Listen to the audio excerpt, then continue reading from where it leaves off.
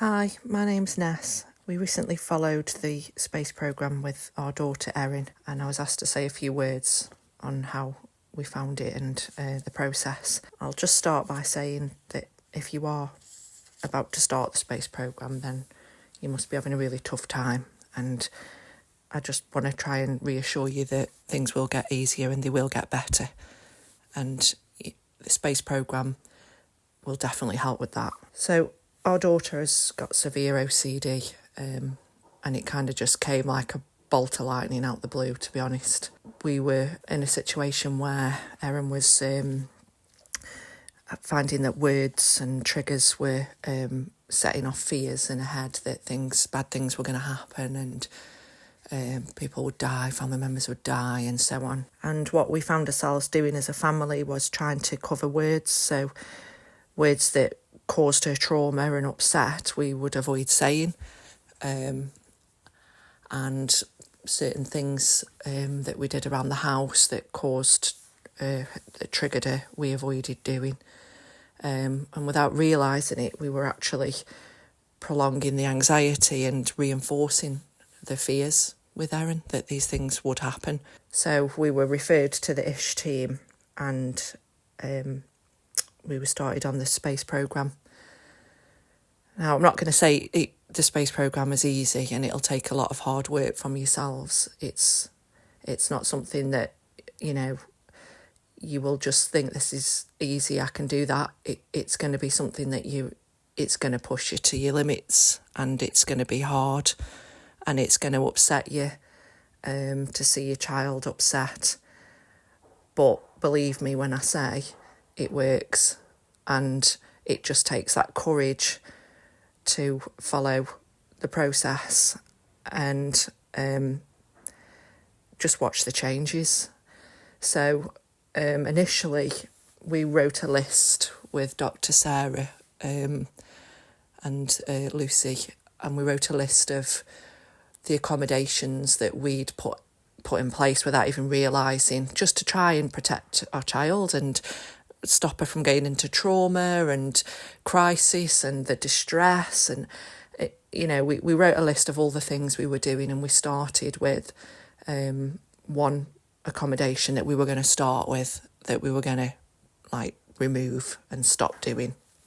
And when I say shaking, I was shaking. I've cried in every single session, but I've just trusted the process. So we wrote what's called an announcement, and it took a bit of preparing. We wrote it, checked with Sarah and Lucy.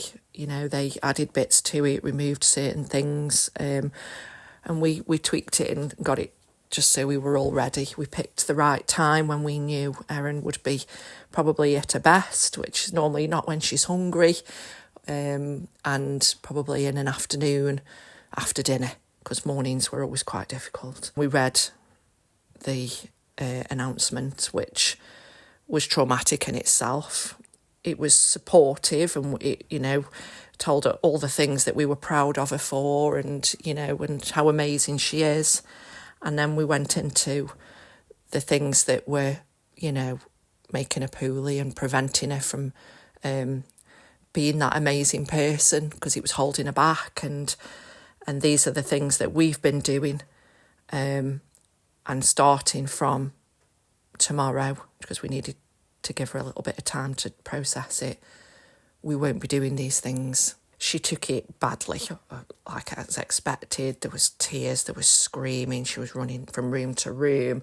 I was following her and trying to read it calmly, and just because I was told not to stop, just to keep reading, keep going, don't stop, don't give in, just keep going, and that's what I did. Erin was exhausted in the end, and we gave her a bit of time. We'd laminated the announcement letter, and we're told that at some point she will go back and read it, and I thought she won't. She tried to rip it up, screw it up, everything she could do to burn it, get rid of it. I hate it, don't care, I'm not listening. I left it on her desk, and one day I went in and it had moved, and it had actually been turned over, so she'd read the back as well, so I knew she'd read it. But by then we'd already started to drop the accommodations. The challenge is to not go back. Don't, at any point when you feel this is too hard, she or he is struggling, I can't, I need to stop, I can't put my child through this, I can't watch them in distress, I'm making it worse. Just keep going and just have faith that you are not causing them distress. You are helping them to get better. You really are helping them to get better. And slowly you will see things start to change, and your child will begin to realise that they can manage and they don't need those accommodations that you've put in place to help them, because, they can do it. And it just takes a lot of reassurance and kindness and time and patience and a lot of courage from you as parents. At first, you say something or this is in our situation, we said something and the reaction was like we'd pushed her back to square one. That's how it felt. But the more you do it, it's like it's magic. It's like it starts to just fall away. I can't really tell you anything else than that it starts to just lift and become easier, and little things that have caused so much trauma and distress start to become easy. And one of the things, Erin couldn't even say the word mum, because that would trigger a whole number of things like us dying and getting cancer and all kinds of fear. She'd not said mum for a good while. And once we started to introduce words again and, not hide away from them, even some of the big words that really pushed her into, distress, I was sat in the kitchen and I just hear this little voice shout, "Mom." And you can tell it's just, it was massive. She'd said mum.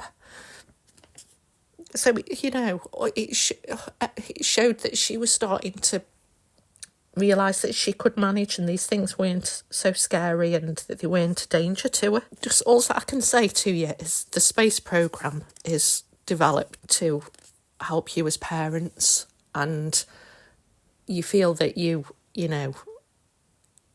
I'm causing my child distress and I'm making it harder for them. It's far cleverer than that. It really is, and it really works. And if I can give you any advice, just take time for yourself. Like we were taught, take time for yourself. You'll need it.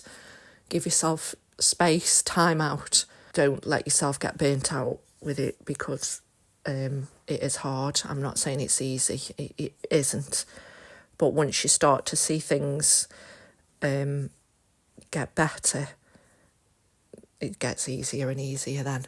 And you learn, it becomes ingrained in you, one, to not produce more accommodations, because you kind of notice when you're doing it, but you also see when other people are doing it. I've seen it with friends, and I've read things and I've thought, oh no, I can see what they're doing. And, it teaches you and it ingrains in you the skills that you can use moving forward to just keep getting stronger and keep supporting your child and keep helping them to get better. I hope that's helped. And I don't want to frighten you to death. This is going to be the worst thing you've ever been through, because believe me, probably what you're already going through now is worse. Seeing your child struggle and suffer is far worse. So just be brave, be consistent, take the support, ring the ISH team when you need them, speak to them, email them. They're there and they're amazing. And, take some time out. You don't feel guilty for that, because you need to be in a strong place to be able to support your child, because the worst thing is seeing your child struggle and be poorly. Prior to being on the SPACE programme, Erin was so poorly that she was continually doing rituals. We were using words as accommodations, like avoiding saying words. We'd got mirrors covered and a whole load of other things. Since completing the SPACE programme, Erin is now managing things a lot better. She's much happier. Her confidence has come back. She's back. She's not in school, but she's doing work online for school, which she could never have done that before. Mirrors are uncovered. No words are left out. Sometimes she does feel uneasy. You can see it's uncomfortable, but she's managing it. Her confidence is better, and there's just a massive change in her. things have changed massively. So I just want to thank the ISH team, thank them for everything that they've done and the support, and for helping us with the SPACE programme, because without that, Erin would have been in hospital without a doubt. And one last thing is, she's now at the point where she's starting therapy, and without following the SPACE programme, Erin would never have been well enough to even start therapy. So thank you and good luck.